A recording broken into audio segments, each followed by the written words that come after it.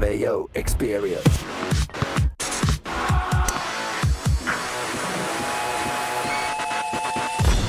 Welcome to the Pat Mayo Experience, presented by Underdog. We just witnessed the playoff between Scotty Scheffler and Viktor Hovland, Jeff. You got to witness a 2-foot Scotty miss to cash you. And there's my intro playing in front of me. All right. You won your Hovland bet. Congratulations. Yes. Woo. Off the mat. That was amazing. I don't know. The shot, I watched it. The shot tracker said Viktor had 6 feet 7 inches and Scotty had like 2 feet. Scotty's looked way longer than 2 feet. That's exactly what Jared said. I thought it looked like 2-3 feet, but maybe that's me. It looked way longer. And I don't know. I don't know if it was accurate this morning, although, you know, they might have been playing to the old hole with those numbers. Well, the hole was only moved 6 inches, they had said on the broadcast. So, Pat, it's great to get off the mat. Can I ask you, what is it like to hit a winning golf bet? This sounds terrific. It's great to get off the mat. I have not hit a winner, I want to say, since Doral, which was like a 12-1, 10-1. So those, you know, those can fund losses. Hey, you hit Hatton on Live that time. I did hit Hatton on Live. Sure, that was a small bet, but anyhow, my last PGA Tour win since Doral, so this one felt needed. And I was fortunate enough in reliving this in my head. I hit Jaeger in Houston on like a 4-foot Scotty miss. So I have benefited from these 2 Scotty misses to not extend golf. I thought it was amazing. Out of the rain yesterday, maybe it's because I had the Viktor ticket and he came to life. He went like full JJ Spawn at the US Open last year out of the delay. It was a blast. The crowds were awesome. Obviously, there was like that layer of Norwegians just in America for the World Cup, taking time to watch Viktor this week, which I thought was awesome. And that added like a layer to the crowd, which was like more like fun, jovial than like any level of hostility, despite like USA chants or crowds. I don't know. Cromwell, amazing. And to hit to this doesn't. Last year it was like the lows of lows for me at the Travelers, when like the lowest moment of Fleetwood's career. So thank you, Travelers. Thank you, that place. I feel content. I won money on Canada yesterday. Viktor wins. I'm feeling good. I'm feeling good. I'm ready to attack the day with an enthusiasm unknown to mankind. I love to hear this. And here I am, just like I'm so happy Wyndham Clark went into the water with one of the weirdest shots you'll ever see on the 17th hole, because he ended up sticking it and then making the the bogey putt, but it helped Akshay climb into the top 5 so I could catch an Ishway on Akshay. That's what I'm rooting for at this point. There was a point on Sunday where I was like, man, Akshay's going to do this. He's on fire. And then, of course, his putter went absolutely frigid like it does. And when you're not Scotty and hitting it to 2, maybe 4 feet, then you're not going to make a bunch of birdies.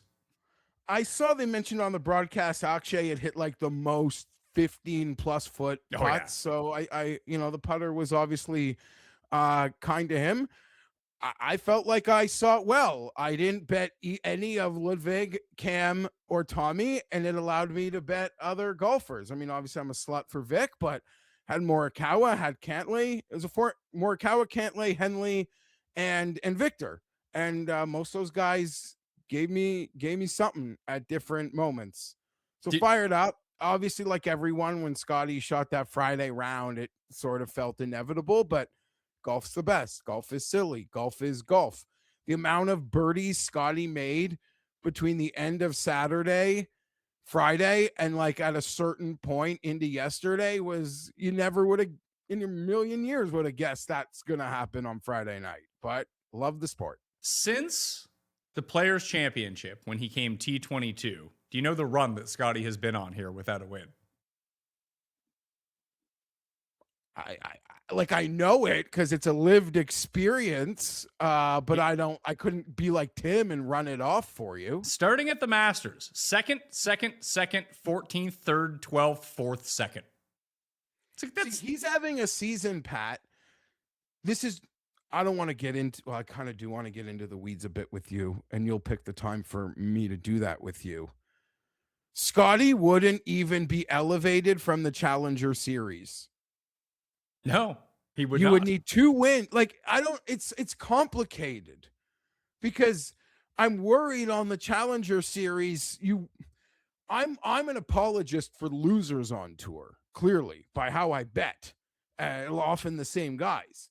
So winning twice on any of these things seems so hard, where I don't think enough weight is put into even like a win in like half of what Scheffler's doing. Separate topic, but it's just noteworthy that Scotty's season wouldn't even get you elevated on the Challenger Series because it's only 1 win. What I find interesting is that, listen, he was a shot off the lead at the Masters. I think he lost in a playoff to Fitz at the Heritage. It was he and Cam in the final group at Doral, and obviously he just loses in a playoff here. He was plenty live to win the U.S. Open 2 weeks ago and just kind of fumbled that one away. And even at the CJ Cup, if it wasn't for Clark's 60 on the final day, he probably ends up, he and Si Woo are battling to the death, and we saw how that played out earlier this year in Palm Springs. That the narrative around Scotty this year is that he's been off, and he has been off, although the approach play is finally back, returned to the levels that we were expecting it to go. It's just the putter dipped a little bit, and that's why he's not winning these tournaments. But you could easily flip, let's just say you flip half of these tournaments, and he has 4 wins on the season. People are still talking about him like he's Tiger Woods. Yes. It's funny, the fine line between all of this.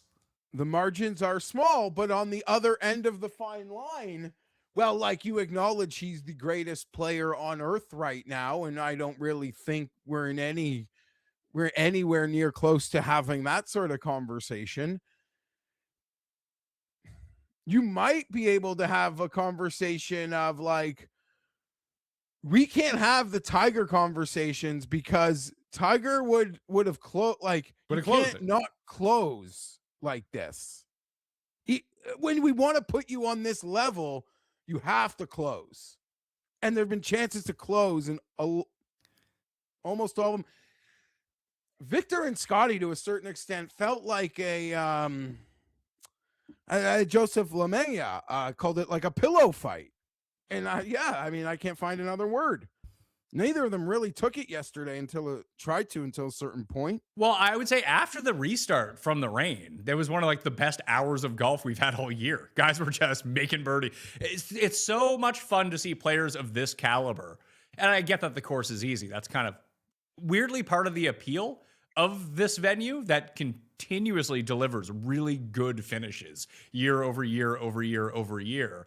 But normally when we see 2 guys battling down the stretch, it's the who can not shit their pants the most. And this one was who can just play the best. And that was really exciting to see. Yeah, it was great. Obviously, the conditions were soft. And, as a golf fan, we like, we'll get the whole gamut, more easier than hard throughout the full year. But there is, there's obviously something pleasurable about seeing like the best players in the world, like execute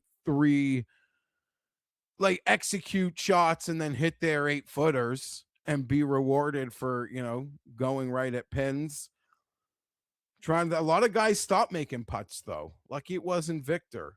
Oh, that one on 18 felt so pure. I really thought Scotty was going to miss on 18 yesterday, and I felt like naked.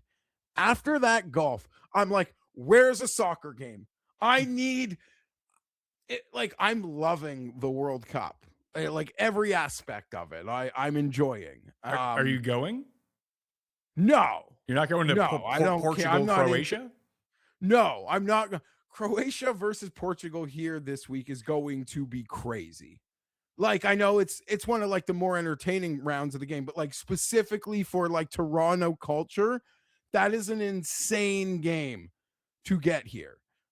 They're probably 2 of the biggest diasporas we have in this city. And they're both, I back them both. I'm a big fan of God. So I'm into it. That's going to be amazing. But no, I'm not going to any more World Cup games. When I first moved back to Toronto to go work for Fantasy. I live just south of Little Portugal. And as someone who notoriously refuses to spend any money on haircuts, I just started walking around and ended up in Little Portugal. Gotta say, worst haircut I ever got. I didn't want the Ronaldo. And that was like the one thing that they did. I was like, I don't need like this. It wasn't the steps. So they gave me like a really high fade. And I was like, yeah. Generic white guy here. This is not something I can pull off. I had to get him to like basically shave my head afterwards.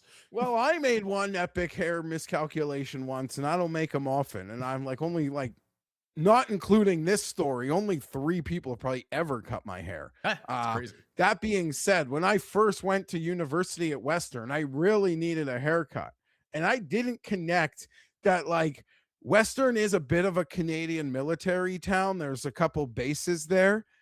And I just went to a place by campus called Air Force One. And I must have been skeezed. I mean, that wouldn't be, I don't know. I didn't connect the dot. And I walked out of Air Force One devastated. Did they give you like the... Was it the Johnny? They gave you the Johnny Unitas. That they gave you a haircut you could set your watch to. Not like I was enlisting, but I go to the clippers are only brought out to like fine tune. The shear. I use shear. My hair's. We use scissors, and it was all clipper, and I got clipped good. Yeah, And then after the fact, of course, I walked right into that. Wow. Anyhow, I don't know where we were. Oh, the World Cup. Yeah. Last night, I was just like buzzing. That golf was so good off of that Canada game. I was just buzzing. I needed more sports. I encountered the same fate as the golfers of the Travelers Championship yesterday when I played. So I played 4 holes, played them in even par, opening bogey, birdied the par 5, number 3, feeling pretty good about everything. We stand on the 5th tee box and the skies opened up. And number 4 at our course is the farthest point away from the clubhouse, any sort of shelter. So we're just like standing in the woods. Fortunately, Butts had an umbrella. That was helpful for him and Cust. But me and the other guy had to go like stand in the woods underneath of a tree and like put sweaters over our club so it didn't get waterlogged. It rained for 45 straight minutes, Jeff, torrential downpour. And I came back to playing. As Jared can attest, I don't like the rain. I don't like to be cold in the rain. I don't like to be wet. I played 3 more holes and quit after it stopped raining. I was done. Couldn't hit the ball anymore. I was just, if you ever want to play me in a money game, make sure it's raining out. I will shoot 180. I don't need the rain, but we definitely would have like different favorite weather on the course. Like a nice little overcast morning. You need it. No. I don't mind an overcast morning. I don't even mind like light drizzle coming down. But once you are soaked after standing in the rain for 45 minutes and nothing is dry anymore, like I had to use a different glove. Let's put it this way.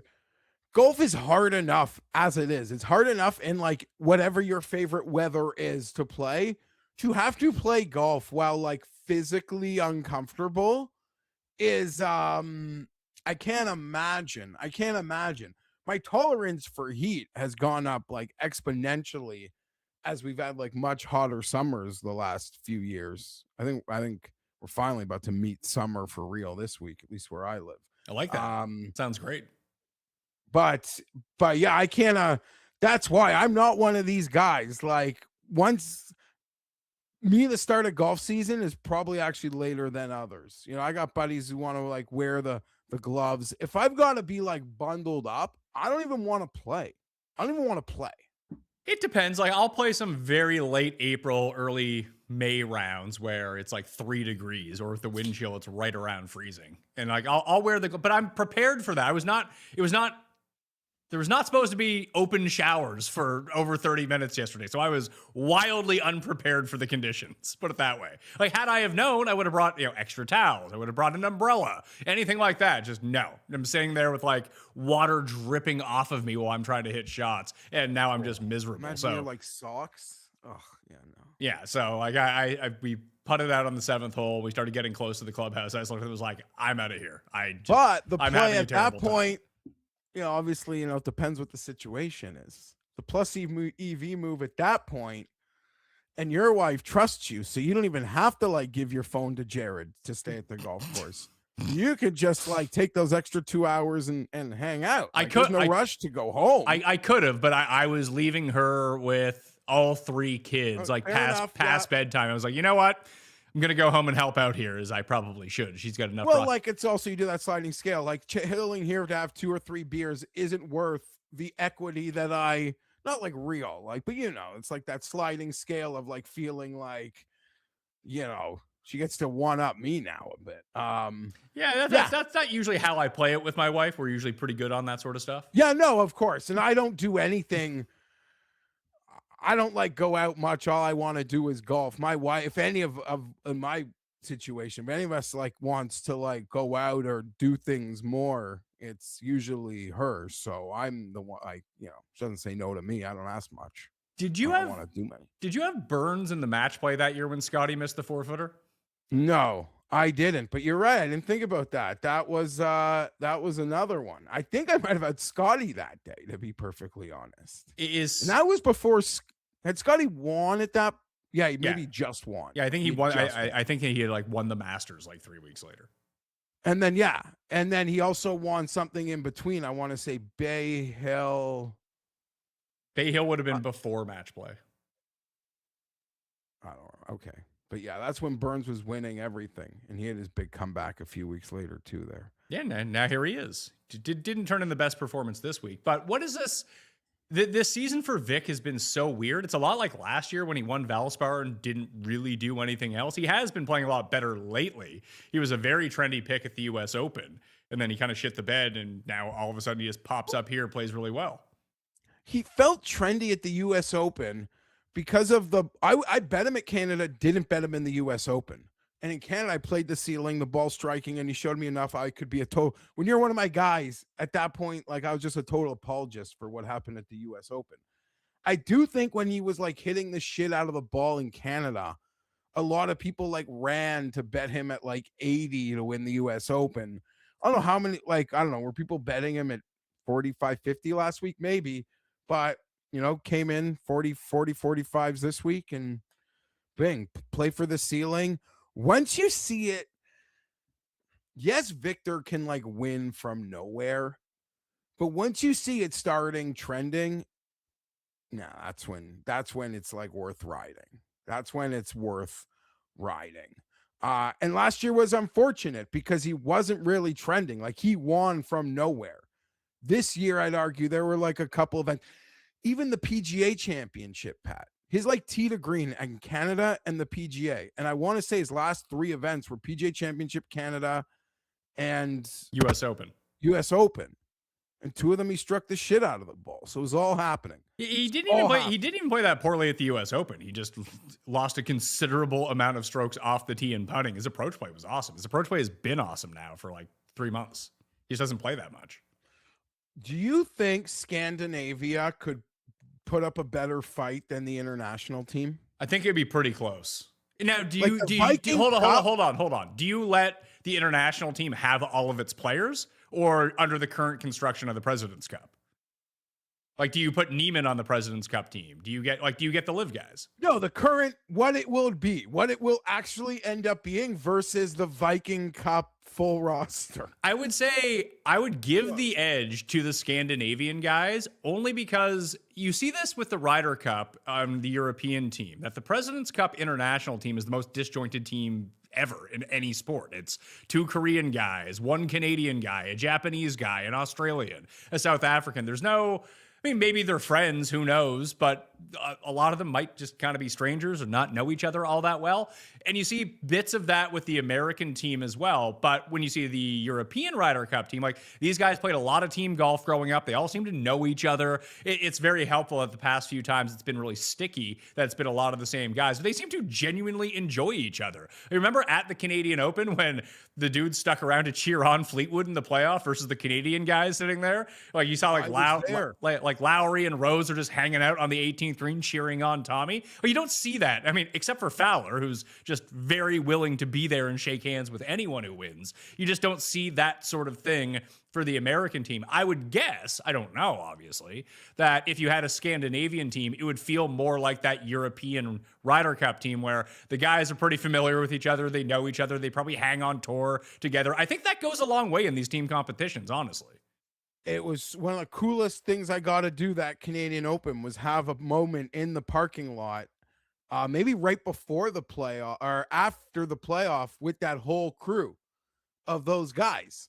And I think they all traveled together, or like they travel in clumps as well, which does make sense. But I think that's a totally fair point. Ernie Els tried as hard as anyone could try to make it like a thing. Well, but in the end, to your point, it's like 7 different tables in the cafeteria that come together as one. I mean, all the even features like Siwoo's boys with the American team. They, all his best friends are on the American team. Yes, not to say that like is a thing, but I think that's a fair calculus in actually trying to like build a team that can win. But now that we've played it out, I don't even think it's close. I would take the Viking Cup team. Victor, Ludwig, the Højgaards, Wrighton, Stenson, yeah. Now it gets okay, shit. But then you're like Niergaard Peterson, Thorbjorn Olesen, Skeev Jest Olesen, Jesper Svensson. Yes, yeah, your boy. He would probably be on that team. Like you put one of those guys up against Nick Taylor or Corey Connors. Okay, you're right. Shit, I'm with you though. Like the top end feels so much better. Like the top end for the President's Cup is like Siwoo and Hideki. It doesn't feel like much. Considering that Hideki was 80-1 this week at the Travelers, it doesn't feel great.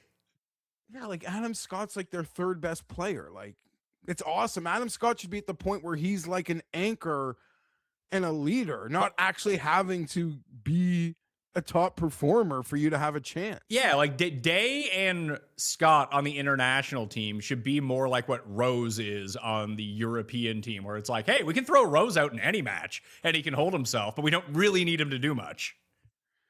Yeah. And obviously Liv really is a factor, but it is what it is at this point. So Hovland back up. Do you like him for the Open? Yes, there was a while yet where he didn't miss many greens at all this week. And then early on Sunday, he had an easy chip and it just was classic Victor. Some sloppy golf. What sort of like chipping is required? But when he doesn't miss greens, you bet on Victor. You play for the ceiling. Well, it really depends. I want to go back and kind of I didn't look at it. The number probably got crushed now. Yeah, I haven't looked at it either. I can effort that for you pretty quickly, though. Let's see. Coolbet.com. If you're in Canada, outside of Ontario, want to take a look at some of these odds. Fastest payouts in the biz, along with it as well. Let's see. Hovland is 40-1 for the Open Championship. That puts him in the same range as Lowry, Gotterup, Burns, Brooks, Spieth, Justin Thomas. I'd be honest, you could be looking at a book that hasn't even adjusted yet, although I'm not sure. 40 does seem pretty fair. Well, I mean, that's Wyndham Clark is 35. If you had to price them against Tommy Fleetwood's like 18. Yeah. And who's actually listen, they must be taking action on Tommy at these prices because they keep listing him as the 4th favorite guy in the field every week. Yeah, I'm seeing the 40s as high as there is because I'm seeing it as low as 28 and as high as 35. I would bet 40, 45 is where we're going to be. And I would bet, to be honest, it was probably 40, 45 a week ago. And now the books have taken it down to 10, 12, 15 points because he won. And it can obviously get bumped back up, come game week. But if the way he is striking the goddamn ball in 3 of the last 4, and you even mentioned the US Open wasn't bad. So, I mean, I don't want to say he's like back, but his ceiling, it was so annoying to see him in the pillow fight yesterday because like Scotty's the man, but like when Vic is running hot, his ceiling can hang with anyone. And sure, I'm sure you could say like Denny McCarthy's ceiling could hang. You guys know what I mean. Like Vic's ceiling is like top 3 in the world level ceiling.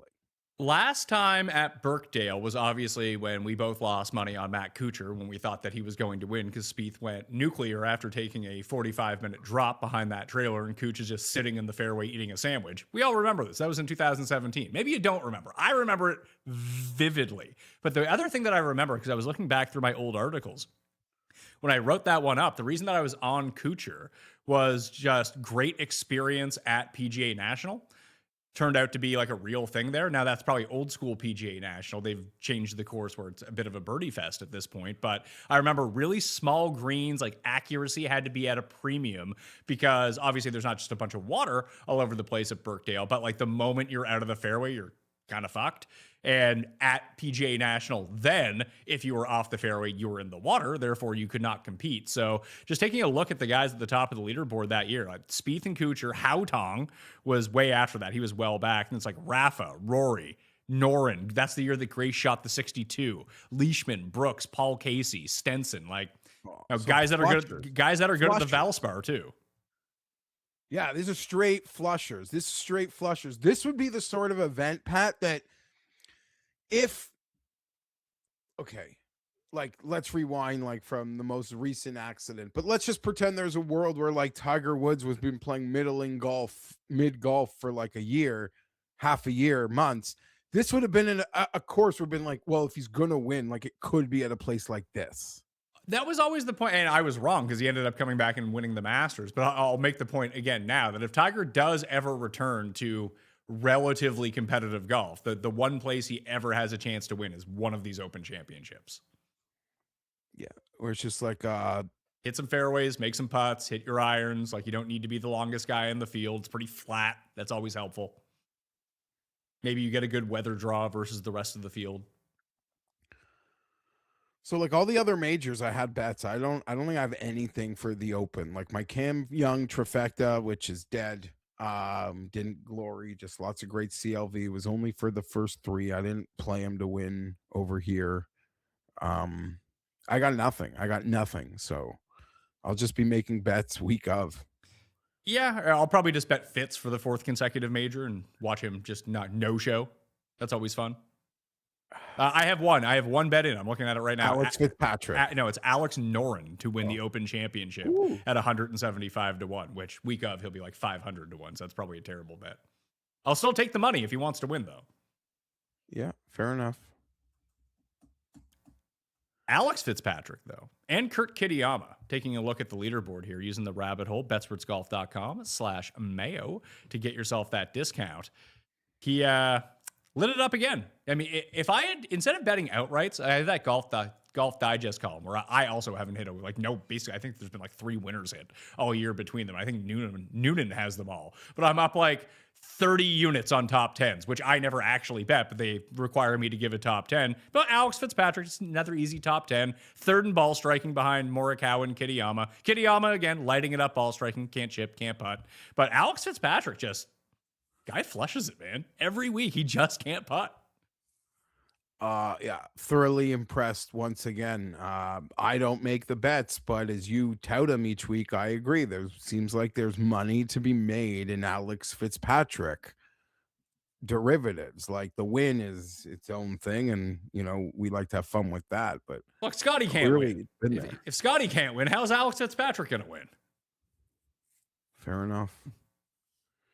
Did you want to talk about the schedule? Because I saw someone, because we're going live, by the way, just said, who do we like this week? Field feels dead after the U.S. Open and Travelers back-to-back. No shit, it's a fucking John Deere Classic. What did you expect? And this is probably like the strongest John Deere field I've seen ever. Yeah, I'd argue the field is way stronger than I would have guessed a week ago. And with this new Challenger, let's talk about that, because you wanted to ask me some questions about it. That I think the John Deere Classic lives on, because there was the talk that it was going to get moved to a larger city, whatever it might be. I don't think it's going to be part of the Champion Series. I think it'll be on the Challenger Series, but I can see it living past this year now. Clearly. So I thought last week overall, like I felt good about it. Obviously, there's going to be like pressure points and points of conflict that I might not totally agree with, but I do think, like, for the greater good, The greater this good. might be this might be really good and really entertaining. I do worry though that for golf, like for a period of time while we are like getting used to the new normal, there will be a lot of shocks to the system, which in some ways isn't intended. Maybe they're intending for the consequences, which are like real. Just look at the TGL initial like rosters and like look at where some of those guys are now that were supposed to be like really important players for those teams. All the guys that you're talking about are playing in the John Deere Classic this week. Sure, but I guess my overall point is the PGA Tour is banking on stars sucking their way there. Like a guy like maybe Jordan Spieth getting stuck on the Challenger Tour. Like that, things like that would never happen, where your past credentials always kept like a very safe existence. And I'm not crying for these guys, even the made men that get stuck there, but I don't know. Like, I don't know if they're prepared for that. But on the other side, I'm like, I think that's part of it because they need those guys there. Yes, and they need those guys there to draw audiences so sponsors can maybe be a little engaged. But then, holy shit, these guys are going to feel like fucking mascots in some respect. And getting back up, like, it's no easy task. It's a cutthroat world. Every goddamn day, these guys walk into a locker room for an event, and there's some like 22-year-old lanky kid who hits the ball like 360 yards and hands around the green. And every day, someone else is getting clipped off. So I think it is so cool. And I think like we truly will have like a true level of promotion and relegation in a North American sport. Oh, I shouldn't even call it. That's silly of me to call it a North American sport. It's freaking golf. But I think promotion relegation is the coolest thing to ever to exist in sports. We don't get that in North American sport. I am so fascinated by it.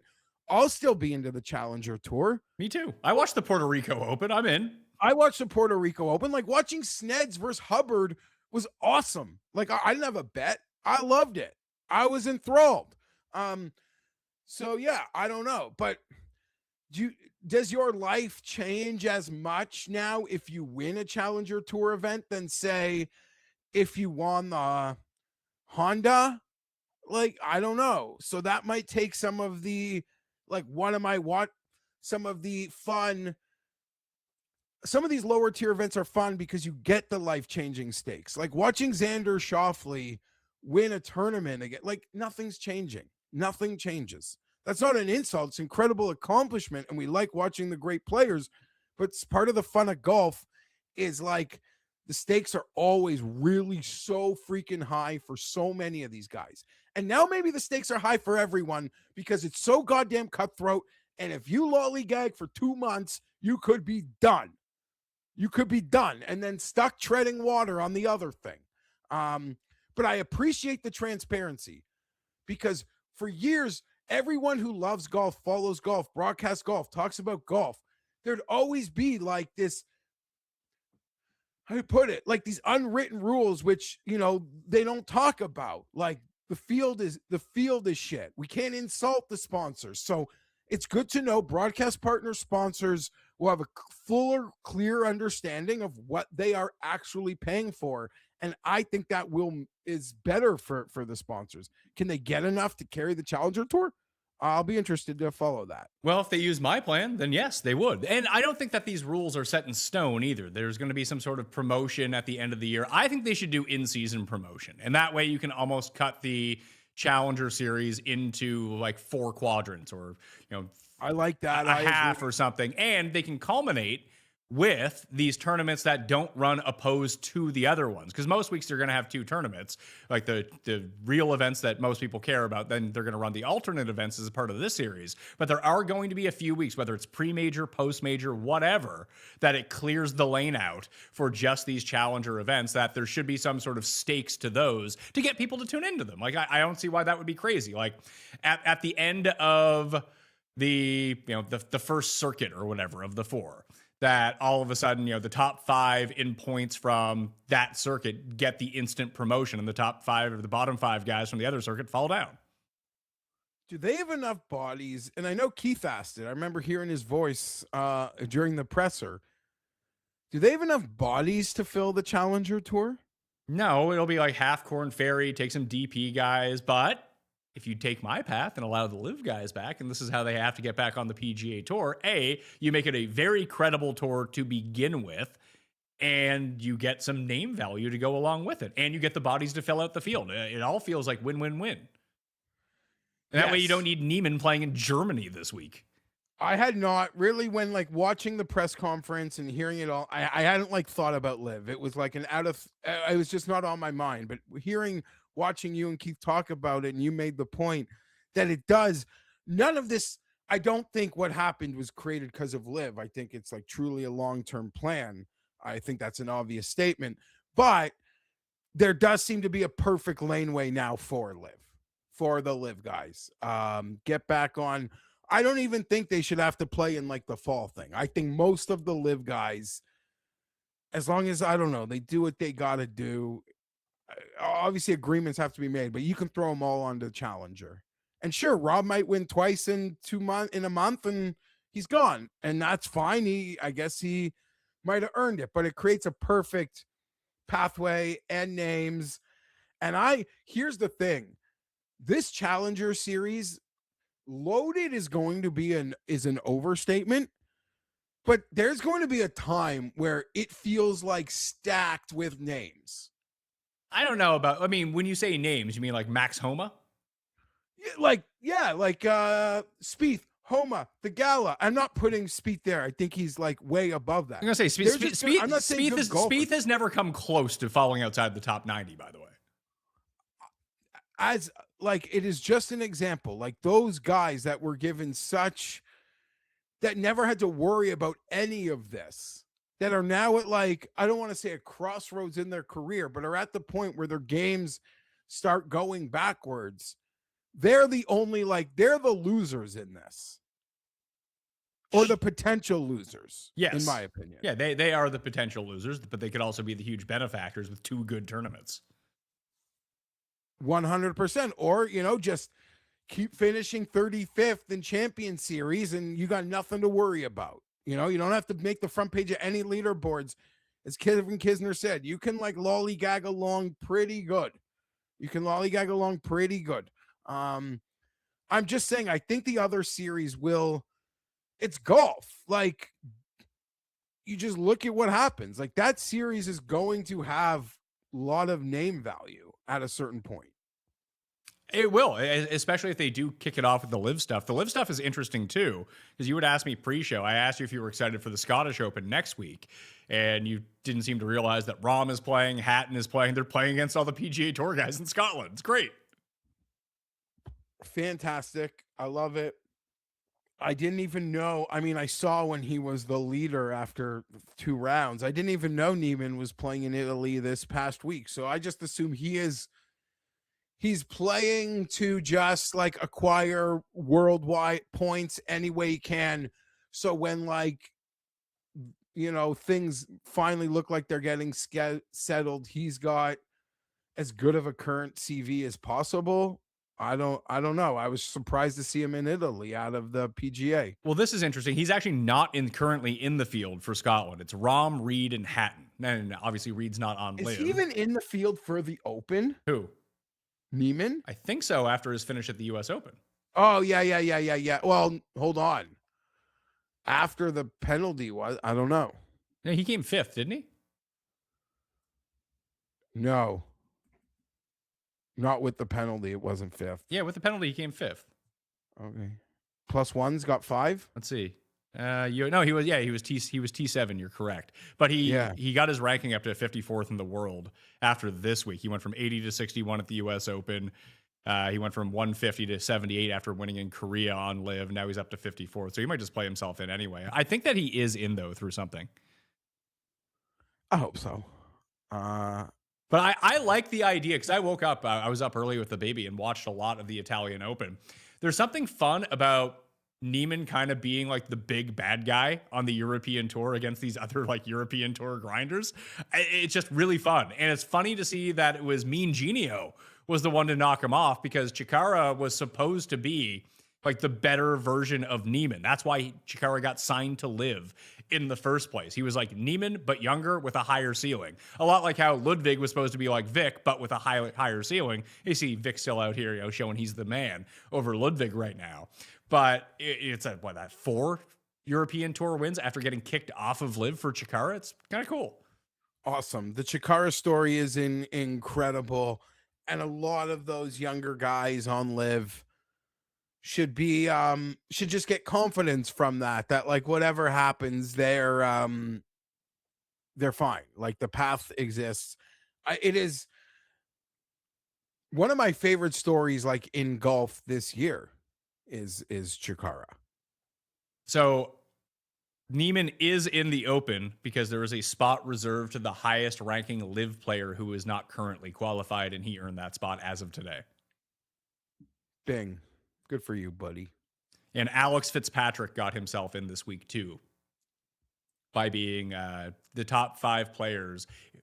You have to be inside the top 20 of the FedEx Cup standings, and the top 5 players that are not currently qualified for the Open would earn a spot, and he is 20th in that as of today. So he is now qualified for the U.S. Open as well, or the Open Championship. 2 spots up for grabs this week at the John Deere Classic as well. The 2 top finishers that are not previously qualified. Obviously, there was 3 in Canada. It was Colley, Jackson Suber, and someone else got in. And obviously, to your point, like for as much as they gave us enough meat on the bone last week that they felt good enough by giving us that meat that they could still leave so many like open doors and unanswered questions, you know, like to what Keith act or, you know, a lot of times it was like things are still getting worked out, right? Like they don't know how, I know there's no like sponsors exemptions, but like how medical like exemptions will work. Right. So how they figure out a lot of that stuff as it pertains to this new world order of potential golf. So obviously, I think their trial balloon went well. And you know, they've got to work out some of the finer details. But I think overall it's exciting. And I really liked Rolap's answer to when he was asked about, you know, the hard line on championship series players couldn't play in Challenger.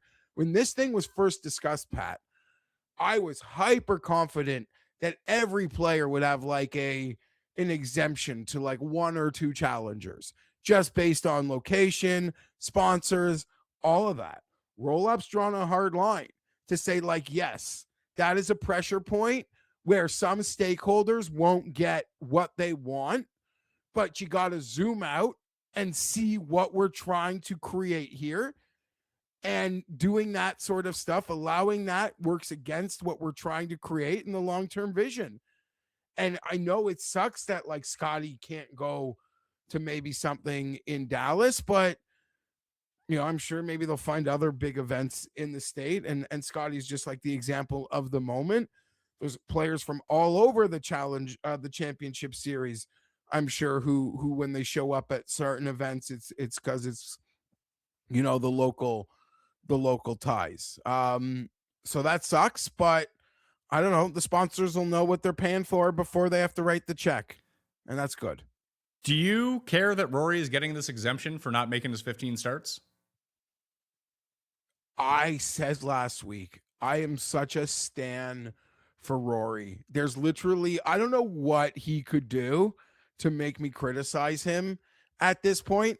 I really am loving, like, if you thought Rory had already hit his like 0 F's given era, I don't think so. Like, I'm so excited about like Rory only giving a shit about Rory. Well, I think he's earned that. I think that he's getting the exemption for what he did at the end of last year, because he's talked about growing the game, that kind of thing.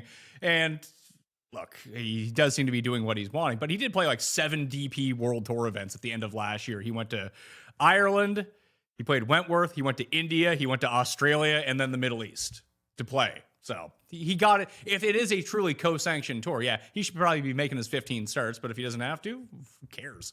I didn't. What did he make? 14? I think that he'll end up making 14 by the end of the year. Yeah. And then what do they say? They're going to kick you out? Like, technically, if you're not Rory and you don't have the equity, what would they threaten to do? What is it? You'd lose your card, I think. I know. It's weird to see people get bent out of shape about it. Like, come on.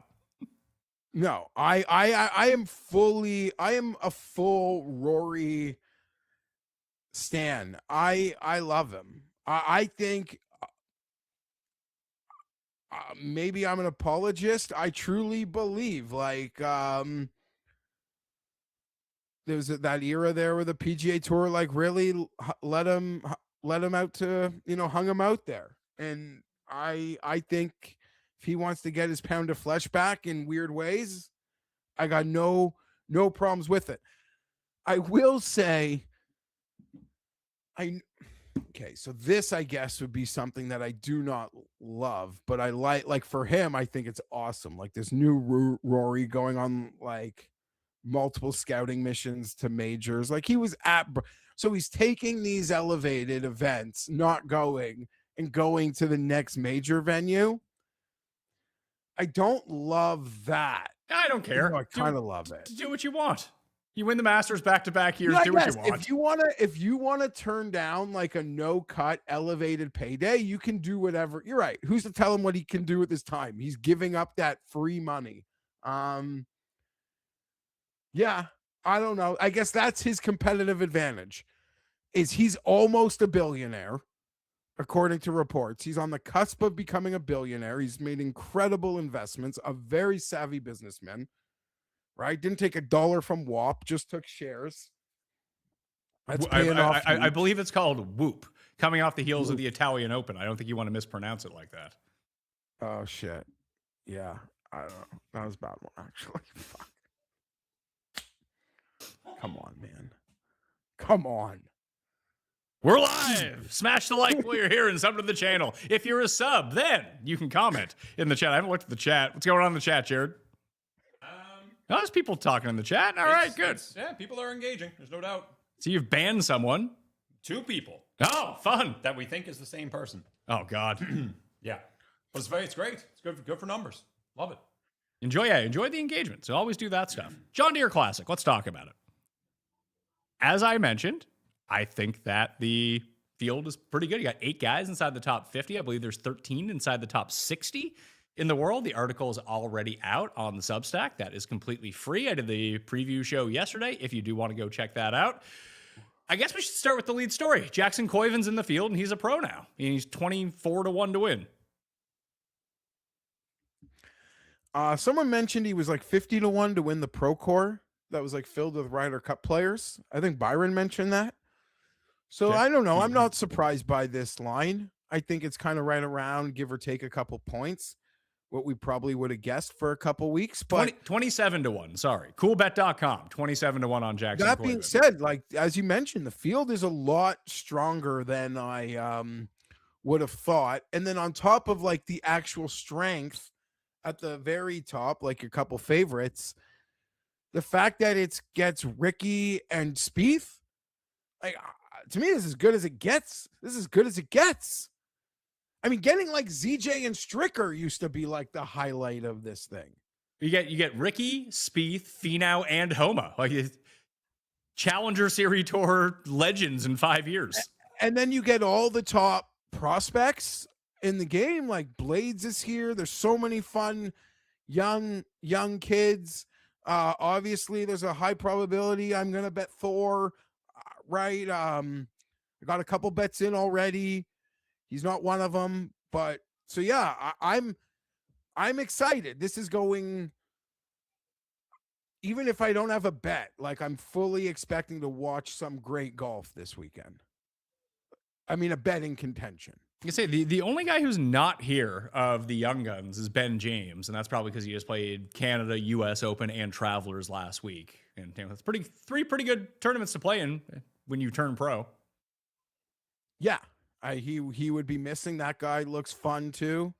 The Virginia Cavalier Let's go. So the top of the odds board, Ben Griffin and Gotterup are the two favorites. They're both at 15 to 1, 13 to 1, 14 to 1, like wherever. I'm seeing them at 15 now that we made the graphics, and obviously the odds adjust in real time because the tournament just ended. Keith Mitchell is 18 to 1. That seems high, doesn't it? Keith Mitchell? That he shouldn't be here. I'm seeing as big as 22, but I got no interest. But like as third favorite, like, yeah, that's great and all, Keith Mitchell, but I don't know. Maybe he'll win. I couldn't imagine betting Keith Mitchell at 22 to 1 in a full field tournament. I mean, who should be the third favorite? Koivun? I'm not going to argue. After that, we got Keegan and then Koivun at 26 and 27. You got Poston, Eric Cole, Spieth, and Pearson Cootie, who's not been good lately, but he's still like right around 30 to 1. Jacob Bridgman, I bet on Bridgman last week. That was an absolute dud, but he played a lot better after the first round. So that was somewhat encouraging to see. Feels like a good course for him. Because you're going to need to make some putts, right? Yeah. I mean, when he was on. He's kind of in a weird place right now.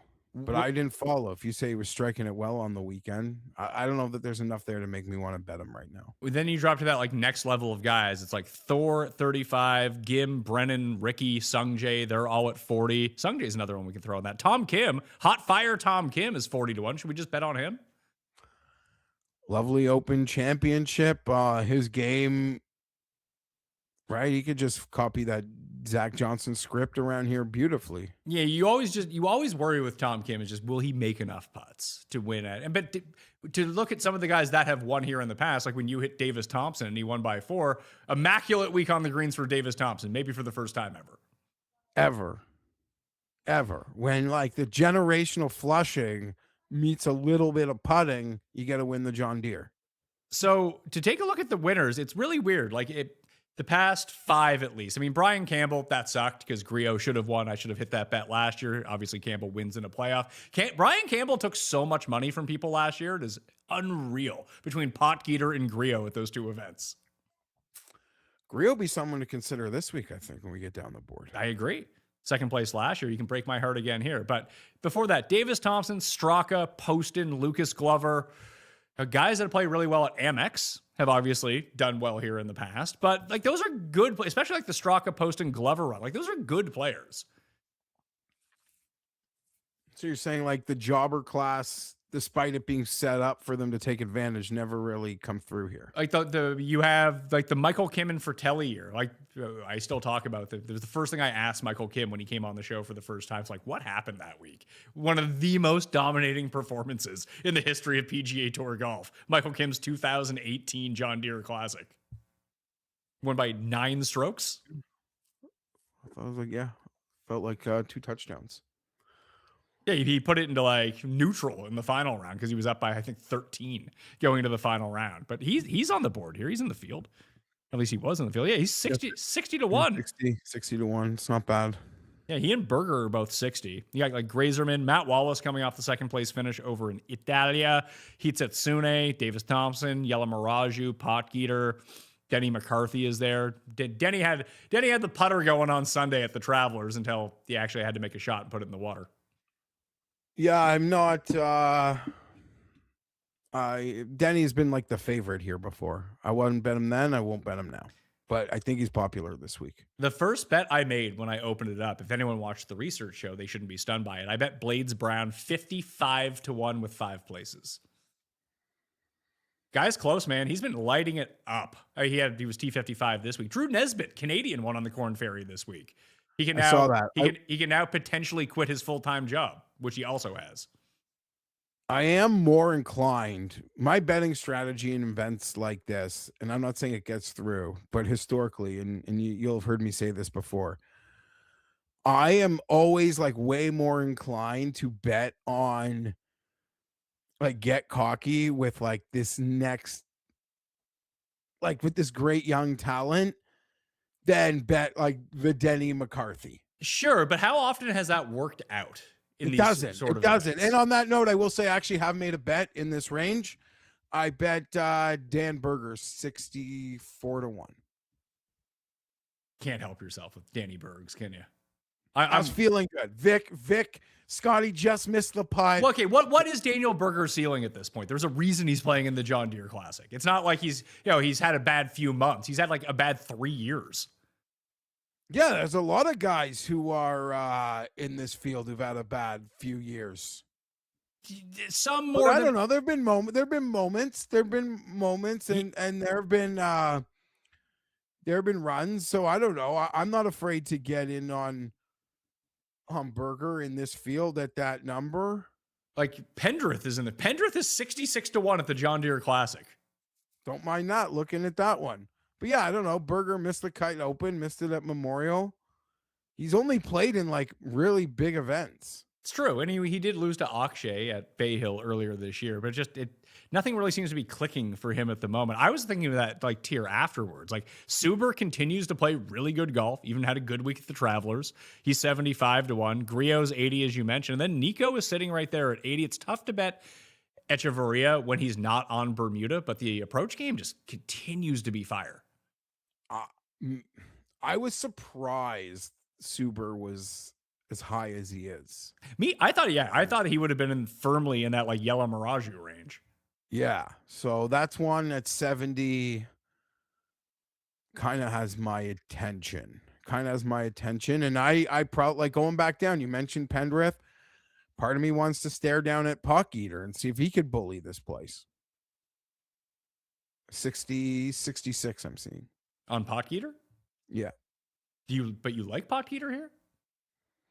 I'm fascinated to bet on him trying to bully this place a bit. And I mean, even going down, I might get sucked back into Davis Thompson. Yeah, that's at least Potkeeter has flashed some results recently. And weirdly, the places where you think that and a lot of it just kind of hinges on his putter. Like he popped up at Riviera earlier this year. But he was T8 at the Canadian Open. Let's see, where's Potkeeter? He had played. Why don't we bet Shooter Sean? What's that? Sorry, do the Puck Eater. What are you saying about Shooter Sean? Well, maybe we should bet on him. Yeah, potentially. But I'm just saying with Potkeeter, like a year ago, he was T6 at Colonial, a short course that doesn't necessarily utilize his power. Pretty good wedge player. The putter's been good for the past 5. I don't hate that, actually. Again, this is me, like the ceiling of Potkeeter. I don't know. I guess I contradict myself because I bet on Daniel Berger. So I can't even finish my sentence. Well, I would say the same thing with like Michael Brennan as well. I don't love his odds this week. I think I like guys in that range a little bit better. But to take a look back at the former champions of this course, would it stun you if Sung Jae won? And be like, oh yeah, throw Sung Jae's name up there. That makes a ton of sense. Nope. And for a moment, it seemed like his irons could be back. And by a moment, I mean like the first hour of the tournament last week. But yeah, you could always maybe twist my arm that like Sung Jae will get the irons back. I don't know if 45-1 in this field, maybe this might sound crazy. Be more tempted to bet like Sung Jae at an enormous number in like a stronger field. I can almost see that. Like he hasn't gained with his irons since the Valspar. So he's on a run of 11 straight events losing strokes with his irons. It's not good. Like I'd rather just take my chance that the week he gets white hot with his irons is a week where he's like 130 to 100-1 with like all the golfers. Yeah, like Sung Jae at Bay Hill, Sung Jae at the Players, something like that. Yeah, and I mean, talking myself into it when we're actually at those events is a whole other story. But I don't know. I don't want to bet on him fixing that this week. I'd probably rather bet Brendan. And at Thor, guess there's a theme there, but yeah, Shooter, Suber, Puck Eater. Might have a couple vets like Berger and Grillo. So just to follow up on Bridgman, he was positive off the tee and approach in round 3, and then massively off the tee and approach in round 4, and his putter went a little bit cold on him. It was right around neutral, which is not something that you normally see, but he had a really bad round 1. Sometimes that happens. And if you have a really bad round 1 at this tournament, you're not going to win, But seeing him at 30, I thought was interesting. I believe he was T5 here a year ago too. Because I don't see that big of a difference between like. I get the Poston just won Memorial, but Bridgman won an elevated event at Riviera earlier this year. Like to see Eric Cole and Pearson Cootie, and hell, even Thorbjornsen and Doug Gim at essentially the same numbers. Like those two guys have accomplished way more than the crowd that they're around right now. Like I like Eric Cole enough anyways, first round leader last week. Shout out to Eric Cole. But to ask him to win a tournament at 32-1 when there are guys who actually win tournaments against strong fields right next to him makes it tough for me. I'm not doing it. Like, and I could see why. I feel like we've been here before and people will just, and I get it, like fill their cards with like the Cole McCarty profile. McCarthy. I don't know if McCarty's here actually. Matt McCarty isn't here. Denny McCarthy is here. Yes, that's what I meant. The like I'm just betting like the best putters to win this week. I will always just bet the great strikers and hope they putt. That's just me. Well, if that's the case, you should just bet Johnny Kiefer. Because dude is lighting it up ball he striking. Fits the profile of all the guys. He can't chip and he can't putt. I actually didn't even realize Wallace is here. Yeah, when I said that, he came second in Italy. Yeah. If you go to the long shots, like Baushu was down there, everyone was all over him for I think it was Canada, and he sucked. But now you're getting him at over 100-1 in a weaker field again. Eckroat is down here. AJ Ewart, just I don't know if you want to bet these guys to win, but first round leader. Chandler Blanchet, first round leader, that kind of thing. Where did I just bet Stephen Fisk? Canada, probably. Haotong is here too. Haotong's 90-1. Ben Coles is 90-1. His ball striking's been good. Another guy who can't. Both those guys can't putt. There's not much in the real long shots that do it for me. Where's Nakajima? When I was doing 105 is the best. I don't mind. It says Makajima. I'm looking for Nakajima. Yeah, 110-1. He's the same as Baushu. When I was doing the research show, he just kept popping up over and over. But I guess I kind of buried the lead here because I wrote him up. Ben Griffin at 15-1 might be a really good bet. He's been playing lovely. Yeah, he's starting to get it back together again after. This was expected from him, though, wasn't it? That after the career year kind of coming out of nowhere, that he would regress some, and he did for a while, like 6 months. But now since the PGA Championship, he's been slowly playing better again. Yeah, it all adds up. But to your point, like he's starting to do what he does well, and this is a place where he will be greatly rewarded if he plays like Ben Griffin this week. Don't love the 15-1 on Ben Griffin. But I mean, if you can't, I could see a world where like you got no interest in constructing the card with, the players we've spoken about, at which point, yeah, let me just bet Ben Griffin and a couple bombs. Like, I don't hate that.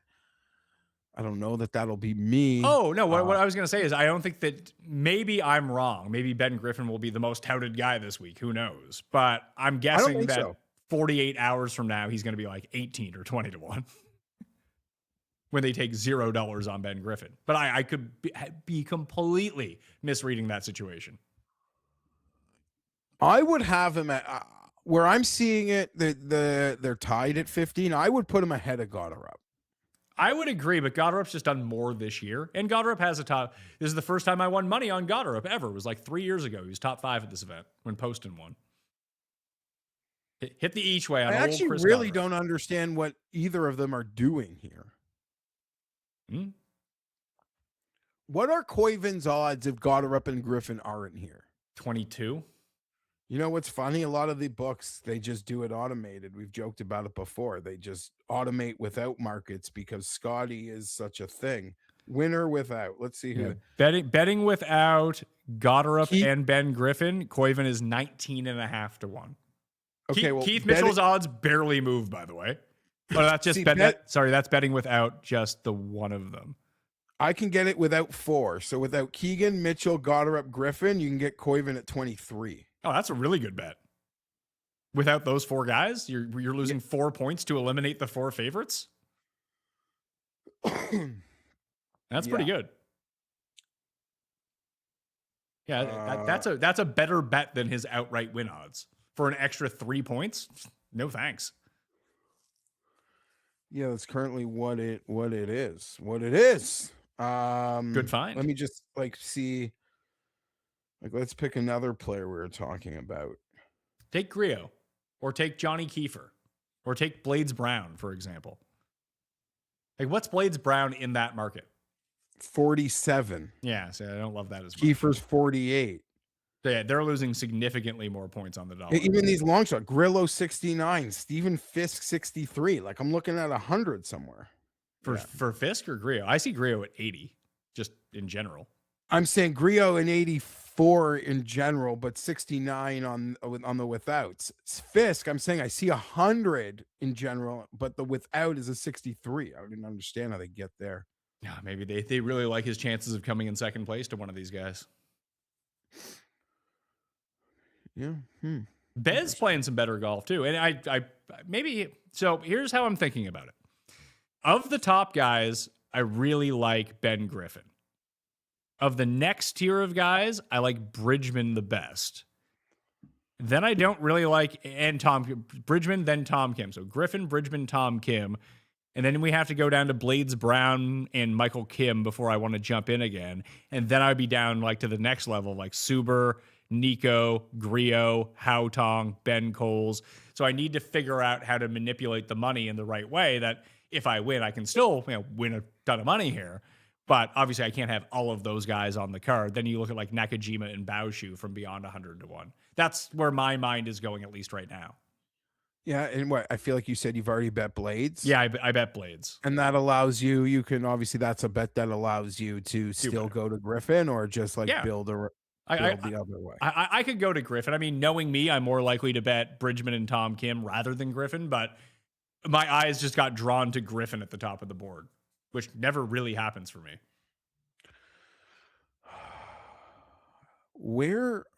You know what? Let me just back my bus up and actually stare down what Thor Bjornsson has done recently. Not much. I did joke. There was that tournament where he almost went full Keegan with first round. He almost was first round leader and he missed the cut. That was CJ Cup. I had him in the $250 on DraftKings that week. I was like, I thought I had 6. That's when I was in Utah. I thought I had 6 of 6 through, and I checked back. What the fuck? How did Thor Bjornsson miss the cut? Yeah, he was T54 in Canada. 16th at the Schwab. Well, he's been all right. Yeah, you're right. Maybe the 35 does seem a little short for what's actually happening. Well, I would say that in that case, Thor Bjornsson, Gim being at 37 is shocking. He was first round leader here last year, if people want to know. Sungjae, Fowler, Davis Thompson, even Hitsatsune, Cootie and Spieth, their odds should be longer based on how they're playing. Cole is playing good golf. Poston's obviously playing better. He had a great U.S. Open and a great Memorial, and he's won this tournament before. I understand his odds. Keegan, and you're going to get the name value of Mitchell's playing good golf. Gotterup and Griffin, by far the highest ranked players. Therefore, they're the favorites. Brennan's playing okay golf. I would want him longer than 37 or 40 to 1. So that kind of leaves Bridgman, Cole, Kim. And that's kind of it of the guys playing well of that range. That doesn't mean none of those guys can win, obviously, but I wouldn't love the. I don't see what's pointing to them winning other than baseline skill of a player you might remember from a year ago. This might be a crazy question. Does Thor have that much better of a chance of winning than Shooter Shan? No, I don't think so. And looking at Shooter Shan and not elite field events, I mean, he's even got some nice results in elite fields. It's good. Old Yella's been pretty good. Yeah, he missed the cut, I believe, on the number at the U.S. Open, T8 in Canada, cut at the Schwab. He hasn't been as sharp recently. He was very good in Canada, and that's the first time he had been really good since Doral. His approach play kind of went in the tank. I'm staring at him on the rabbit hole. Yeah. I would look at the American Express just to see guys that kind of popped up there. Obviously, Blades Brown popped up for 3 rounds. That's been kind of his problem. Like I went back and he's been playing a ton on the Corn Ferry Tour, but he has 3 top 11 finishes, three top 15 finishes in his past 4 PGA starts. He got his temporary membership because of his finish at the CJ Cup, but on the Corn Ferry, I think it's like 5 of his past 7 are top 20s with a 2nd and 3rd place finish wrapped in there as well. Like guy is really close. It's a big ask for a 19-year-old to win, but Spieth did it at this tournament. That'd be great, yeah. That'd be so cool. Let's see here. If we take a look at Sam That'll Stevens, bring TV ratings for sure. Sam Stevens WD'd, by the way, if people are wondering why he might be in the field or not. So just looking at the Amex, not to say this is an ultimate predictor, but it's another course, and even the Travelers for that matter too. Just a lot of approaches inside 150 yards, like you need to light it up to get going. Haotong was 8th at the Amex. Putnam was 2nd, but most of that was putting. Smotherman was really good. Hoagie was really good. So was remember David Ford? What the fuck happened to that guy? Got hurt and he never came back. And then he came back and withdrew, I think. Poor guy. I've loved losing money on David Ford early in the year. Let's see. Bridgman was 13th. Baushu was 13th. Blades Brown, Ricky, Pearson Cootie, Carl Vilps, Crazy Carl, your guy. They were all 18th. Ben Griffin was up there. Johnny Kiefer, Max Homa, Max McGreevy. So different names that you can pick from that potentially. I feel like Pavon has been playing a lot better too. Maybe that's just in my mind movies. I don't know. This sounds like more of like a back end of DK lineups. Yeah, or something. but I mean, Pavon won Torrey Pines. Let's not discredit Pavon here. He was 20th in Canada. He was 40th of the Byron Nelson cut at the Schwab, mostly due to terrible putting. But his approach play and driving has been really good recently. Another guy who I just remember he had done well. He did well at Amex this year, but the week before he won at Torrey Pines, he actually played really well at the American Express. He was T12, T39 that week, the year before he won. So, throwing some names out there for you. Just naming names for you. Yeah. How about his Grazerman, man? I feel like I bet him. He was good at the U.S. Open until he missed the 3-putted from like 2 feet, and that was the end of Max Grazerman. That happened on the Cut Sweat show when we were watching it. Let's see. Grazerman he was T9 at the CJ Cup, cut T43 at the U.S. Open. No, 50-1, not horrible. Yeah, I'm just going to be building in the middle. Okay. I think I've cooled on Thor. So that just I'll now probably be starting further back than what I originally anticipated. I agree, Griffin at the top. Like, it's actually not even close for me if I had to make a decision there. But I don't anticipate making that decision because there's too many guys I'm going to get cocky and try to call a win on. Hey, that's the whole point of the show, isn't it? Yeah, I mean, you can, yeah, sure. But this strategy, as you've pointed out, which I feel like I do hear often at John Deere, never works. And it seems like it's just like reliable mid guys who, with name value, that have been getting the wins here as you went down the recent history. That doesn't mean that can't happen this year. Of course not. There's a couple mids, though, that I have my attention to. Look, if we rewind in time a little bit, when good younger players played well, Spieth got his maiden win here. Bryson got his maiden win here. Yes. Oh, that was a tragedy. Beat Patrick Rogers. Rogers. I swear, early on in that broadcast, or on the back nine, the broadcast had mentioned that Patrick Rogers has his passport ready to win and go to the Open. And then came Bryson. Quick picks. I kind of went over it. The only bet that I have in so far is Blades Brown 55-1 with 5 places. Outside of that, again, I'll just reiterate in case people skip to this time code in the show. I like Ben Griffin at the top, but if I bet him, then I can't bet any of the other guys. So I need to make a decision on Ben Griffin. From that next tier down, I like Bridgman and I like Tom Kim. Next tier down from that, I like Blades Brown, Michael Kim, and that's kind of it. The next tier down from that, Griot, Nico, Haotong.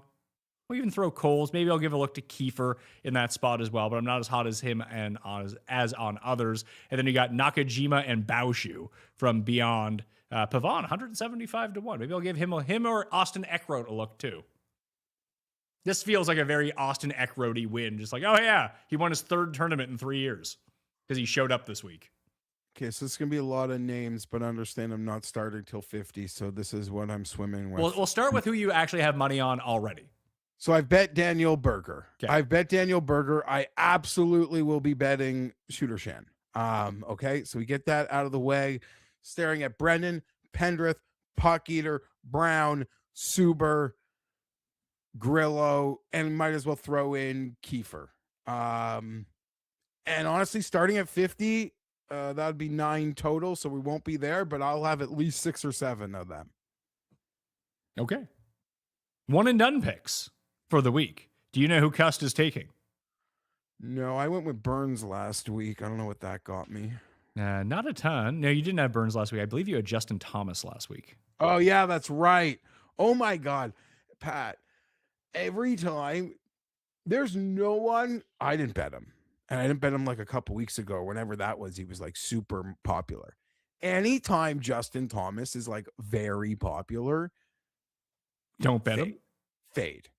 And I guess you could run that with like so many golfers. I don't doubt it. But I've taken like a notice clear in this year and when he gets popular. What a shit pick. Let's see. Cust is taking Gotterup as his one and done. We've both used him, so we cannot take him. I'm looking at the full list. So shout out to Josh for updating the one and done sheet so I can take a look at this again. I can't use Ben Griffin. Neither can you. We've used Ben Griffin at the Memorial. What an idiot. Oh, he was second the year before, but yeah, what a lazy idiot I am. I'll take Bridgman. You know what? Screw it. I'll try to capitalize and steal all Cust thunder. I'll take Tom Kim. I was hoping you were going to switch to Koivun and he wins, and then Tim. Oh, that's pretty spicy, by the way. Not a bad time to you'll have, if you do want to use Koivun, which you probably should in one and done. You got this week, you got 3M and the Wyndham, maybe Detroit, I think, to use Koivun. And I don't even know if he's playing all those events. Sure, give him to me. Let's go. Whatever. He's here. He's playing. Fine. You're going to get so much credit when Jackson Koivun wins, and all the credit will be yours. The other thing about Tim is after he picked him to win, myself included, there were so many people who apparently had him on their Wyndham Championship cards last year, and Tim thinks he's the first ever person who bet the guy. I know. I loved him. Okay, who I asked is decorated his place with children's World Cup plushies, as we have found out. Yeah, so he spends all his money on the quack attacks that he puts on his front porch now. Portuguese. Yes. That's what they're called, yeah. Portuguese. I should get one for my mother-in-law. They're hard to get, apparently. Okay. I don't think I have anything else. I do. Oh. Did you see the Phil Mickelson article? Oh, yeah. And here's the Phil, if you're a bad man, it's one thing to be a bad man. It's a totally other to be a bad man and someone with the investigative journalism chops of Alan Shipnuck is out to get you anytime you deny wrongdoing. You're just dead. You're dead in the water. I don't know. I mean, the extent to which you have to behave for a golf club to kick out a 6-time major champion, it's hard to comprehend, and I'm very confident he crossed that line. I have no doubts. I will say that when I clicked underneath the article, you can imagine some of the responses to it were they were pretty disgusting. I'm not going to lie to you, but people defending Phil. Yes, like it's his right, like as like we're talking about like a rock star in the 60s, like you can do whatever you want to people. Well, there's that, and like who believes just a lot of like, because there was the story about Pat Perez and Pat Perez's wife. They're like, have you seen pictures of Pat Perez's wife? Like, what do you think actually happened? Like shit like that. It's like, Jesus Christ. Like, I don't even know if these, what are the chances these are real people? They can't be, right? When did Phil like start going the other way? So that was in the article. It was after, I think it was the Open Championship win that he had in like 2014 or 2024, 14, whatever year that was. That's when it seems to have all started. Yeah, I don't. And if this was just a normal smear job from some guy, I probably wouldn't believe it either. But like you said, because it's Shipnuck, I kind of do believe it. Like, why would he, one of the most preeminent golf writers, why would you stake your credibility on this to make stuff up? Yeah, I mean, and he's been on the Phil warpath for a bit, and nothing he's ever reported, I believe, has been Disputed. So that kind of says it, says enough. The extent to which a 6-time major champion is told he's no longer welcome at a golfing establishment, at a private golfing club, my brain like runs wild. Because yeah, to think like how done that whole place must have been with him. And then some of the other stories are so weird. And I don't know, like we'd make jokes and they're always like, not like we saw anything, but just like Phil like pictures on a red carpet and like his eye, like, I don't know, man, the guy just looked not there. But at other points you see like the comparisons to like the free pass in the comments that you're mentioning. I don't know if I saw the same ones, but there was a lot of like how we give like Tiger a free pass and not Phil. So I had this conversation with Cust at the course yesterday because, Cust, despite the fact that he now finds Phil kind of like unappealing, he's been a Phil guy for so long over a Tiger guy that there's certain biases that always come back. He's like, well, because even at Augusta this year, Fred Ridley like didn't even mention Phil's name because rumors have been swirling about Phil and like stuff like this dropping for some time. Yet he openly basically was just like, yeah, Tiger's a great guy. Tiger was rolled out for the schedule stuff last week. And I think that there are two key differences in this. One is Tiger will always get a pass because he's basically the greatest golfer of all time. He changed the sport. It'd be like basically whatever Michael Jordan would want to do, Michael Jordan's just going to be able to do, right? And Phil, well, awesome, and one of the greats of the game, is not on that level. I agree. And number two, as much as you want to say about, listen, Tiger driving under the influence, that has no place. The guy probably should be in jail at this point, but he's not because he's Tiger Woods and he gets off with all this stuff. But the key difference in the story between these two is that Tiger may have slept with 400 women, whatever it was. All 400 of those women wanted to fuck Tiger Woods.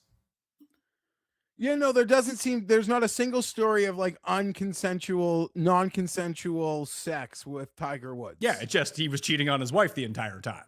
And now this story takes that a little bit the other way, where it's like, Jesus Christ, Phil. Yeah, I mean, the Phil story in and of itself is like crazy. It's crazy because as it's like documented in the article, and like we've even said it a few times over the last couple of years, he was on the Arnie path. Tiger was Jack and he was Arnie. But there was a time where like Arnie was more, Jack might have been better, but Arnie was like way more beloved and people would rather hang out with Arnie. Yeah, I can see that. Jack seemed like kind of a square. Jack seemed like what Tiger's image was before he got hit with the 5-iron or 4-iron, whatever it was. Yeah, exactly. Just like Jesus. Exactly. Like you can go smoke a cigarette and have a tea with Jack and Barbara. Like, okay, cool. You might like go party with Arnie. This is like a weird question. It's almost like just putting you on the spot. It's unfair. Is like the Phil story different if Tiger, like it obviously ends differently if Tiger doesn't exist, right? I don't know. I don't know how that works out. Well, it just Phil is such a Phil's career is so much different if Tiger doesn't exist that it's hard to really say what the sliding doors are on all that. Like, how much more enhanced is Phil's career if Tiger never shows up? But how much more enhanced are VJ or Ernie Els or David Duval's career if Tiger doesn't exist? And you could argue Tiger actually showing up and losing to Tiger actually elevated them 10x anyway. Well, that's the thing. Like, Phil is infinitely richer and more popular because Tiger existed, because Tiger is the one who drew all the money. So Phil being the second best player for 15 years, just kind of like, there was a point where Phil was the 7th highest paid athlete in the world. Yeah, it was like Tiger, Michael Schumacher, and then some soccer guys, and Phil. You're right. We'd see, back in the days of print magazine. Yeah, those would come out. You're absolutely right. No one benefited more from Tiger's existence financially than Phil, other than Tiger. Oh, and golf in general. Sure, but he was at the top of the trough. Well, the Josh in the chat says Phil Mickelson with 64 wins if Tiger didn't exist. I don't think it would matter, though. I think whatever he has 40 wins right now mean more because Tiger existed, because Tiger brought more eyeballs to it, where Phil winning all the time just wouldn't. Yeah. I don't know. It's really, I saw someone make this point, Pat, and it's like, I didn't agree with it, but at the same time, it's like, I guess who would this person be? Like, who after OJ, what athlete had a bigger fall than Phil? And that's not me making a statement. It's more of like a question. Well, OJ is like definitive 1-1. Tiger. But I'd argue he didn't fall as far as he should. Like, if Tiger wanted to be in the booth on broadcast, he could do it. Like, you're right. Yes. And Pellon in the chat says it's great that the biggest two names the past 30 years are a drug addict and a degenerate gambler / creep. I would point out that I don't think that Tiger had the drug problems until he tried training too hard, then got hooked on painkillers and had to have 8 back surgeries. Not excusing anything he did, but I don't think that he just became a drug addict overnight. I think it's because no different than when wrestlers are addicted to pain pills. Yeah, sure. I don't think it's not like Barry Bonds doing steroids. Although, you could argue that's that's something that never gets brought up, but we shall keep it that way for the moment. But I'm saying, who else? When you think of like OJ's its own tier, but who is close to Phil in our life in terms of the athlete fall from where? I got one for you. He's not quite as big as Phil Mickelson, but I'd say Curt Schilling. That's a pretty big one, blackballed for sure. He's on the blackball list, not as Brett Favre. Okay, Favre. I think Favre would top Schilling because he was he was on a different level. And both those guys, all they really did was just steal money from the government and line their pockets with it. Yeah, you're right. They're actually both pieces of shit. Favre got caught sending the dick pics when that first started. Yes, and apparently Phil was doing the same thing. I'm not gonna lie to you. Favre at the time when he was sending dick pics, he was still a very in shape man. Imagine getting a dick pic from Phil. Oh, stop it! Yeah, Favre. I think Favre outdoes Schilling. That's the best answer I can think of. I'm sure people give a soccer player that I don't. Yeah, I'm just unaware of. Maybe there's some cricketer who just something happened to him in New Zealand or something like that. However, Oscar Pistorius. But I guess that's a different level too. That's more on the OJ level of. Yeah, is he still in prison or did they let him out? I'm not sure. Where that is. You think he's out? Really? Sure How many years ago was that? A long time, I think. It's been 10 years. He Wasn't it? murdered someone. Hell, allegedly. Well, I believe he was found guilty. Lance Armstrong would be on the top of the list too, right? Yeah, but here's the thing. That was manufactured. I never felt like what Lance Armstrong did was all that bad. Honestly, it's not somehow him blood doping during the Tour de France, which when they stripped him of all of his Tour de France titles, they also had to strip the next 23 people on. It's it's no different than the steroid era in baseball, which I also didn't care about. Maybe that's my personality on it. I just don't care. It really seemed like everyone was doing it. It would have been like to equate Lance Armstrong with that. It'd be like if he was skimming money off the top from Livestrong. Like that would be the shitty thing, not him winning the Tour de France because he was blood doping. Yeah, I guess like he sort of lost it because it was like you were selling. Yeah, yeah. I agree with you. Yeah, I agree with like- you. I think the baseball analogy is also very much on point. Like we're gonna like have to go down 40 guys on the list to then find someone to win. Yeah, like if you wanted to put them in the same tier, because they would have been, because Lance Armstrong, a 7 in a row Tour de France winner, was up there as like the biggest athletes in the world. It'd be like if you found out the Tiger was using a ball that was mechanically controlled and like he could stop it next to the cup or something. Yeah. If Tiger is Michael Jordan, does that make Phil Karl Malone? Yeah, you know Yeah, what? Because okay. that's a great comp. Yeah. Because the easy thing would be like, oh yeah, no, he's LeBron. It's like he's not LeBron. No. He's not on No, LeBron's no, level. Like no. Karl Malone is kind of perfect, especially like when you start. I don't think that I don't know if Phil did anything as bad as Karl Malone did, but I'm not sure the NBA like has him around though. I wonder if it gets that way with the PGA. oh, I don't think you'll see Phil at any of these things anymore. Yeah. Like I don't think No, I don't think he's Augusta's. toast. I was dumb enough to think for a period of time he would one day get the Ryder Cup captaincy in like a new world of new people. I think he's so toast now. Like, Part of the hardest part, not the hardest part, but one of the things about Tiger when it first came out was Tiger's squeaky clean image that he had. That he was actually just this completely different person.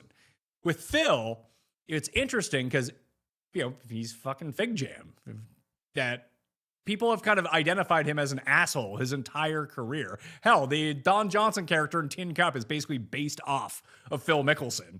But he had this revitalization when he like won the Masters and his wife was sick and then he was with her and then he was going to leave the US Open to, when she had the baby. And then he didn't play in the US Open because of college. He transformed himself into this like, oh, Phil, he changed. He's a family man, all this stuff. And then it turned out that wasn't the case at all. yeah, that's the thing. It was the early Phil was like the family man. And even when Tiger went through his shit, it was like, look at Phil, the family man. And then, it was admirable even later in the career where he's like, I'm going to skip the US Open to be at my my daughter's graduation. And as much as like me, you and Tim, still pull the low hanging fruit jokes from that today, it's very admirable family man sort of pull. So he had very real or not, like he had successfully crafted that. And then especially up against the Tiger thing, it made Phil look even like more of a wonderful father, husband sort of guy. Right. And then obviously, and then in between all that, there was like the gambling stuff, which I don't think guys like me and you cared about a lot. Like he had a lot of money. He blew a lot of it gambling. It's not a great quality. But whatever. But like me and you glad-handed that, I'm but, sure. But Charles Barkley does the exact same thing and no one cares. Because Charles Barkley's an affable guy. He's like, yeah, I lose gambling all the time. I got a lot of money. It's okay. But even Phil going to live kind of, no one's reputation took a bigger hit really by going to live and the longevity of what they can do in a sport. Because most guys are still young enough that they can come back and no one's going to care in 5 years. Like if Bryson just comes back, but Bryson benefited from live. Who would you say besides Phil got hurt the most by live reputation wise? Rom. Sort of, but people will be happy to have Rom back, and no one will and remember Rom, him for it will years. only take winning a random PGA championship for it all to like go away. Yeah. Like Rom is judged like major to major, and he can end like you're right. He can flip that at any time. I don't know, Sergio, I guess, because these guys would have just been like grandfathered legends on the tour. Yeah. Like DJ didn't get hurt at all. I'm trying to think. One of the Majestics, Henrik Stenson, Poulter. leaving the Ryder Cup. Who? Yeah, Poulter maybe. Although after watching the U.S. Open, we need G-Mac back. It's like we can kick Immelman out of the booth. We can get G-Mac in there. Or kick Kisner out of the booth and get G-Mac in there. G-Mac is so good. G-Mac is so good at it. He was always made for something like that. I think he's got enough like good graces and equity where maybe that can come back around. If nothing else, get the McGinley job at like Sky Sports. So in America, we won't have like full version of you, but we'll get you enough and we'll see the clips. Watching the Travelers with like Furyk on Thursday, Friday is better than Kisner on the weekend. I agree. I'm starting to warm up to Kiz a little bit, but I think that you can just do better. And they like him in that role because Kiz is what, like our age? He's young, and obviously he's a year older than me. He's like 6 months older than me. This is a job he can now have for 25 years if he gets good, and you got to give him time to get good at it too, I suppose. Yeah, you got to give him time to get good. And I agree with you. He can get good. I thought Smiley has gotten like 10x better, and I'm unfairly hard on these guys when they first get the job with no experience. But everyone, it seems like there's always everyone gets these jobs with no experience. So yeah, I guess you got to let them grow into it. I would just say the floor is so low that like Kisner being mid, maybe worse than mid, is still glad-handed because like the expectation and floor for the job is so low. I can see it. So Josh in the chat says Dustin Johnson. I don't think Dustin Johnson's image was hurt at all by going to live. No, not one iota. It was his like total transparency and his personality. Like, okay, we get it. He's like, I want some money. I rarely want to. He's not even trying to qualify for the Open Championship. And even Pat, like, Dustin did not say a word. He did not throw one stone back at the PGA Tour. Not one. He wasn't part of the lot. Like he did not partake in any of it, and was totally transparent about all of it. And you could tell how much it fit his lifestyle for where he is. Maybe it's not fair, but I'm part of the people. DJ, free pass. Sorry, free pass. It almost felt like Liv was the golden parachute for him, that he didn't really want to continue playing super competitive golf anyway. So he said, I will take $200 million to go play golf for 4 years and see ya. Yeah, and he was part of the first wave, but like Phil was the shield for that. Phil took all the heat. So Phil's fall from grace. It went from you thinking that maybe he could be Ryder Cup captain someday if tensions came down a little bit. Now there's a chance he's never hitting the opening tee shot at the Masters. I would bet if we go to underdog prediction market right now, if the question was, will Phil ever hit an opening tee shot at the Masters as a starter? I would bet no. Or I would trade no. Sorry. Let me check my. I mean, it's deeper than the Ryder. It's deeper than the Ryder Cup captain, as we've discussed before. Phil could have done the booth. Phil could have had pick one of his 15 hometown events. It could have been, Byron Nelson or Memorial or Riviera or Bay Hill. Like, they would have given him that level of status. He was getting that. He traded that for Liv, which we did the math on that then. Like, he's obviously done the math on what he thinks that's worth versus what Liv can give him. But yeah, from this other stuff, it seems like there's no coming back from it. It seems at the moment. I don't know. It'd be funny. Like, what sort of thing do you even see Phil in again? Like, where do you even see Phil next? Oh, Phil will be on the roast of Phil Mickelson. No, he'll be on Newsmax as some guy. Like his career as like right-wing grifter guy is gonna get amped up. Oh shit! You know it's coming. I guess Phil's gonna be on Tucker's podcast this next in the fall. Like, just vomit. That's your guy. Yeah, that's your guy, Tucker, like, isn't it? What? Is Tucker not your guy? I thought Tucker was one of your guys. No. I don't pay attention to this stuff, but I figured that would be one of your things. Is he on Rumble? We see things very differently. I see. What about the Phil Mickelson Rumble cast? Like he's big enough, and enough people will still like him that he can still squeeze. I don't know if he, and the weird part about him and the really suspicious part is that you never know if he needs money or not, because it feels like he should have billions of dollars, but apparently he has no money. You're right. If he is doing these like weird low end yeah. Yeah, it's this like, is this elder abuse? Like, because he doesn't need the money. What's going on here? Like, when you'd question like Bruce Willis doing those like last 5 movies, like 10 movies maybe. What's going on here? Elder abuse? Two, and it was. It turns out that basically it was. But two yeah, more. Phil could do like a live stream of the Open, and I think it would play. Yeah.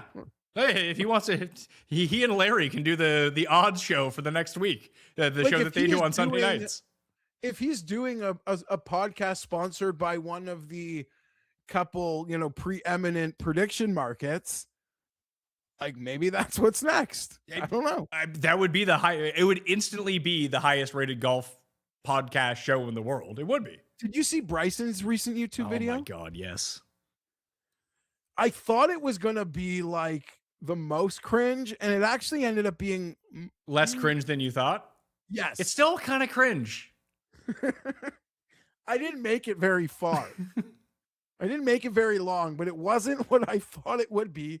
But it was, I don't know. That's interesting. A little. Yeah, a little bit of like responsibility that, hey, maybe I didn't play the best. It was the ball's fault. It was kind of nice to see. Two last things from that article that I took away is that they took Phil's membership away from him at that course. They had given him an honorary membership because they do it to like higher ranking pros in the San Diego area. And they took his away and they gave it to Xander Schauffele. I thought that was kind of funny.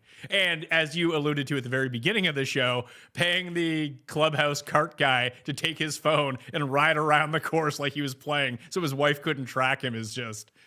Once you start doing that, you need to start reevaluating your marriage, I think. Yeah, diabolical. And the other thing is, not that it matters. I don't think we've seen his wife in like forever. Not that I don't know when we'd see these guys' wives. I guess like when they win or at the Ryder Cups or President's Cups. I guess that's sort of I don't know. She was like the golf wife of the 90s, kind of. I guess so. Or Amanda Duffner. Well, that was an era we sorely miss. I'm pretty sure she landed on her feet with some like high up investment banker in New York. So Amanda's doing fine if anyone's worried. Just like Elin. Doing great. Elin's doing great too. Elin's doing amazing, actually. Well, I got Blickle for DraftKings tomorrow. I got Keith for the final word on Tuesday evening. And then guess what's coming Thursday, Jeff? Canada Day. No, it's Wednesday. That's Wednesday. No, I've already recorded the show. Best bets, NFC West. Me, Cam, and Rob. Oh, it's time. We did we had AFC East come out on Thursday last week. We got Thursday this week. We're gonna start running those out on Thursdays. They're fun shows. A lot of Cam and Rob reminiscing about the guests that they used to book for Gabe and Cam coming out of the day that they got preempted by the Raw replay on the score. So they'd always book wrestlers. And Cam just has a great Rick the Model Martel story. It is true. That was a smart play. We would book wrestlers and we would come on out of the Raw replay on Tuesdays because it would air Monday nights. We'd run the replay for the after school kids and we come right out of that with classic wrestling interviews. Wow. Thank you. Yeah, that's taking me down memory lane. There we are. That will do it on the Pat Mayo Experience. You can follow Jeff at GFienberg17. We got to work out details of you coming out here to play some YouTube golf with us. Doing the Custies, maybe another Judge Cust coming up soon. A lot of banger content before we get full-time back into football to close out this golf season. But a huge event next week at Scotland, an even bigger one for the Open Championship. Then we'll kind of pump the brakes a little bit for the rest of golf season. We're not going anywhere, but we'll start doing some more football along the way too. All right, I'm Pat Mayo. Thanks for watching. We'll see you next time.